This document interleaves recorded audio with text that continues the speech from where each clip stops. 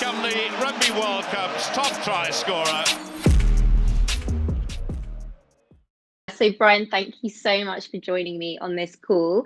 As you know, I work for Leo International and we're offering UK investment properties to South Africans. And it's really good to have you joining us because I know we've been speaking a bit and it's something that you have done yourself. And it would just be really interesting to understand the reasons behind that and just to ask you a few questions about the process and how you got to doing that. Yeah, so thanks very much for having me. Looking forward to it. Hoping I can answer the questions accurately and descriptively enough. Just outright, it is a very scary process, from the outset, and one which you always grapple with. But I think having people, like LOI who make it easier is definitely the way to go, particularly if you just don't have any context or knowledge of it. So looking forward to the chat. Yeah. And, hopefully I can answer well enough. I'm sure you can. Thanks, Bryan. So you are proudly South African and have traveled extensively throughout your career. And I just wondered why you chose UK property as an investment option.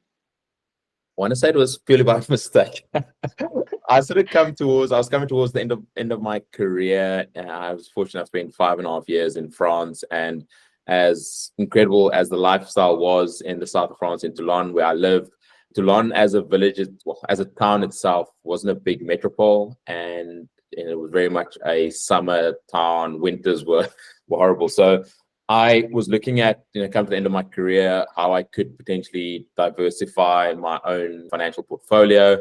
I'd made 1 or 2 property investments previously, that invested it with certain equity type stakes in terms of shareholdings and investments, trying to move a bit of capital outside of South African shores, understanding the very high volatility which the South African economy currently rests in. This was sort of 5 years ago, so load shedding had already been around for about 9 years.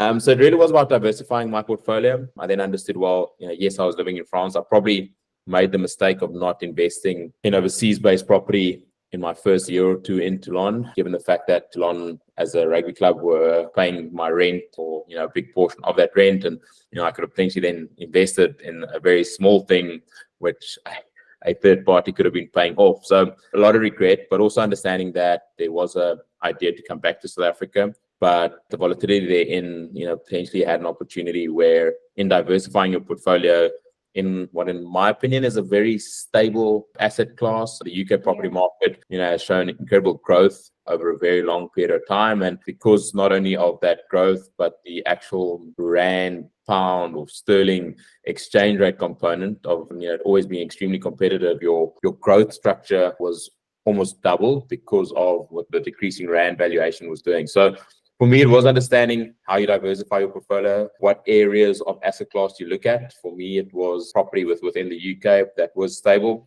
I initially looked in London because, as a South African, not understanding the UK environment, that was sort of the first gamble. But then also seeing property prices in the UK, particularly in London, and knowing that it cost more for a 2-bedroom apartment in Wimbledon than what my 5-bedroom place in Cape Town costs, just didn't sit right with me. So it was brilliant to be able to, again, understand the opportunity of diversifying your portfolio, not only what it was like to try finance a property, but knowing that you could get an interest-only payment mortgage, which was brilliant.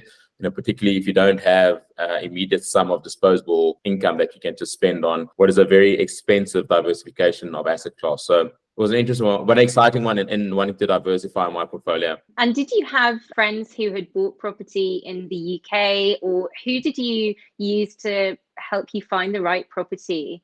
So I did have friends that had bought property in the UK. A lot of South African rugby players have been plying their trade in various elements within France and the UK. And one of the guys that played with me at Toulon, had mentioned that he'd been in the UK for a number of years. He'd invested in 1 or 2 properties, and that his brother was helping him manage a few of them, but also trying to find in the mortgaging options, which is really great. So I didn't go in blind. I did have a little bit of help and assistance, but it was even in that help and assistance where I really needed to do a lot of internal research and understanding, making sure I knew what I was getting into.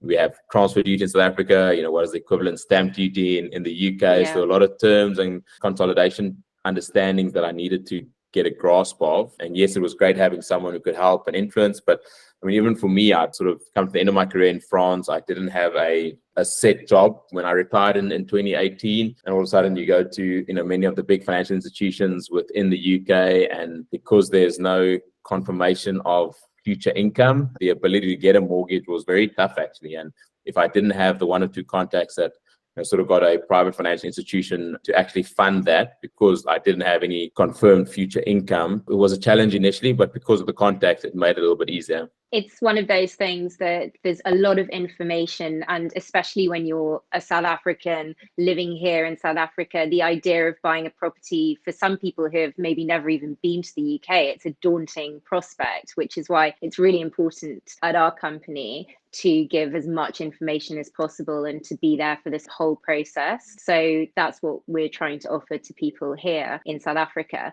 So most people do think, let's buy in London because it's the capital city, but it is just so expensive, especially when you're converting from rands. So back then, when you first started investing in UK property, what was it, 5 years ago, you said, did you think of other areas that might be good for investment? Were you aware that northern cities, for example, like Manchester and Birmingham, are doing incredibly well? Had you considered those as options? I didn't. I did, though, go with what I knew. So there's certain towns that I've been to from rugby perspective that I loved. And one of the considerations that I had as a top tier consideration, and I also want to say it was probably easier for me because I did have foreign currency. So I wasn't having to convert South African rands into pounds. I was maybe having to convert euros into pounds, but it was obviously, that was a lot easier than the rand pound. So honestly, I think I had an easier transition of being able to fund UK property, even though I couldn't even get I think the minimum or the maximum percentage I could get was a 60% mortgage. So obviously I had to put down 40% in terms of a deposit, which is a massive amount. But I did go with the areas that I knew of. And the one decision I took was that if myself and my family, if South Africa was to capitulate and, we had to leave, where could we see ourselves living? So that was one of the considerations that was an underlying factor of my decision. Should I need to leave South Africa, was I comfortable enough to go into this area where I was choosing a place to live in? And being South African, you obviously want a little bit of space. You don't want to be living on top of each other, which... But yeah, I'd looked at one or two others through my friends and the brokers that I've been put in touch with. But the consideration was Manchester is great, Birmingham is great, and there's one or two other spots in and around the UK, particularly from a investment type opportunity that are, probably more fruitful. But I didn't look at the total investment because I knew, well, myself and my family potentially can't stay in a 2-bedroom, flat in Birmingham. So I needed a little bit of a garden. I needed a proper parking space. And that's why the decision I made, not just go to the likes of Wimbledon that were extremely expensive, or in London, but, somewhere a bit outside the city that's a little bit cheaper to live. Obviously a little bit more costly to sort of get in and out of London city, but the lifestyle that you then present isn't the city living. It's a little bit more homely in terms of being as close to South Africa as possible. Brian, the other question I was going to ask was, so for you then, with the investment properties in the UK, it was more than the mindset was a sort of safety net for family should anything go wrong within South Africa, but also a lot of clients that I'm speaking to want to get rands into a hard currency. So your intention, along with the safety net, was also to have sort of long-term wealth generation, was it? It definitely was. Yeah. It was to protect capital. And I think, even if you invested in stocks or certain other financial environments, there's volatility in everything. We also saw sort of during the last 5-year period, property prices in the UK have fluctuated, gone up or down. But you've seen in Dubai, for instance, property prices have increased, I think, by 60% over the last year, which is ridiculous. I'm not sure I'd ever want to live in Dubai.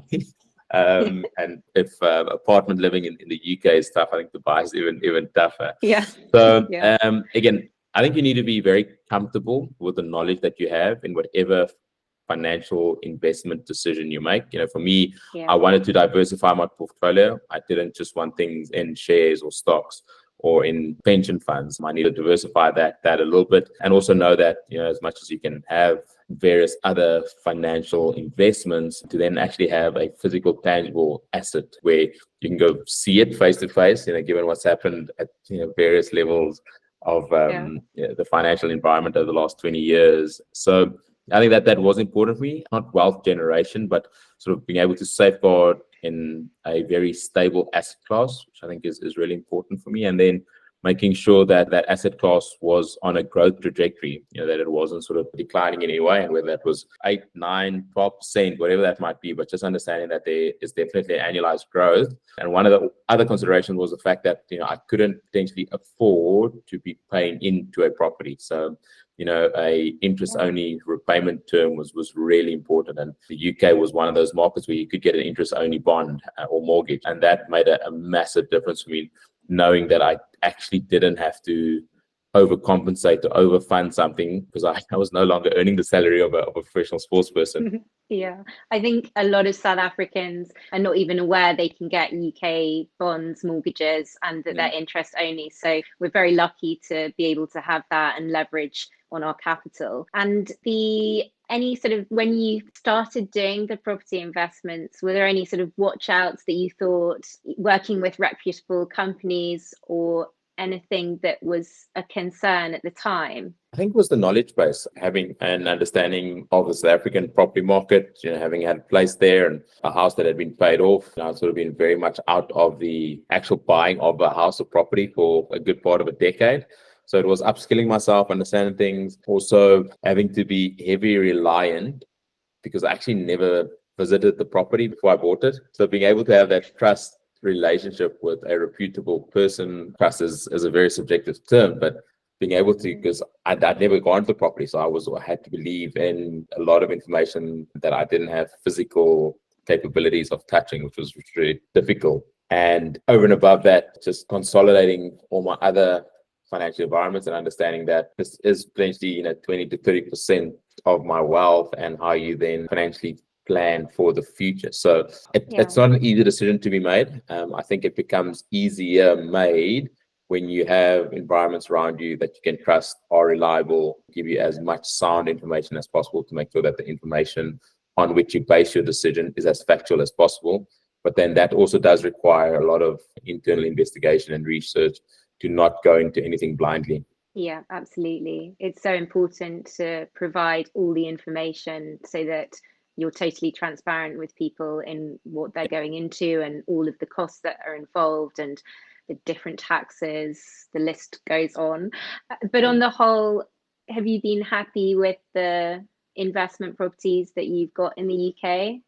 I've been very happy. I think there's been phenomenal growth, which I didn't expect. I mean, COVID, had a big impact on people's disposable income, and it did take a bit of a dip in terms of property prices. But I think as we sort of come out of what is a hectic, financial constraint of 3 years, there's a lot of positivity, in the investment. And, the best time to invest was 10 years ago.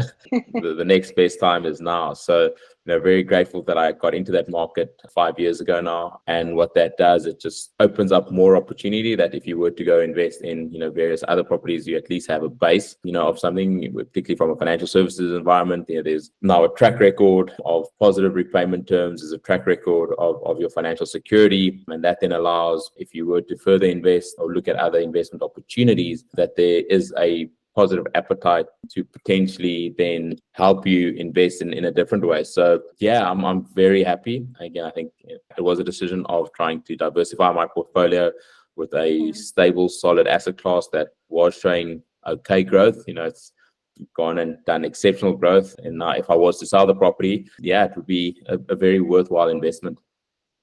So you're definitely an advocate to South Africans for UK investment property then. Yeah, I think, again, given the volatility of the rand, the ability to try to get money offshore, obviously there's the sort of limits of R1 million, up to 10 million rand now. That's, the new policy that's come in from the South African Revenue Service, which also needs to be taken into consideration. Where are you actually registered for tax? You don't buy it in a company or a trust and you buy it in personal capacity, there's obviously tax implications for you as South African. So you really need to have people or information as sound as possible around you, because there are a lot of implications. But For me, diversifying my portfolio, having something that has grown phenomenally well over the last 5 years, but also knowing should push come to shove and we, for some other reason, had to leave South Africa out of no choice, there would be something there that's viable. And I think because we got into the market 5 years ago, it makes things a lot easier, should those hopefully never ever circumstances arise.